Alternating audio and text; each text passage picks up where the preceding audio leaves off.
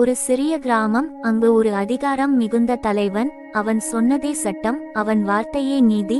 ஒரு நாள் ஒரு வயதான பாட்டி பசி கொண்டு நடுங்கிக் கொண்டே அவன் வீட்டின் முன் வந்து, கொஞ்சம் சாப்பாடு கொடுங்க என்று கேட்டாள். ஆனால் அந்த தலைவன் அவளை பார்த்து சிரித்து, வேலை செய்யாம சாப்பாடு கேட்கறியா என்று அவமதித்து துரத்தினான். கண்ணீரோடு வெளியே வந்த அந்த பாட்டியின் முன் அந்த நேரத்தில் ஒரு இளம் மனிதன் தோன்றினான்.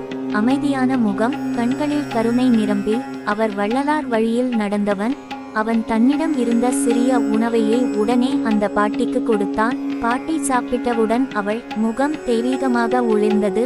அதிர்ச்சியடைந்த இளைஞனை பார்த்து அவள் மெதுவாக சொன்னாள், பசி தீர்த்தவனே, நீ மனிதன் இல்லை, நீ மனிதத்துவம். அடுத்த நாள் அந்த அதிகாரியின் வீட்டில் எவ்வளவு உணவு இருந்தாலும் அவனுக்கு பசி தீரவில்லை. அவன் சாப்பிட்டான், ஆனால் மனதில் திருப்தி இல்லை.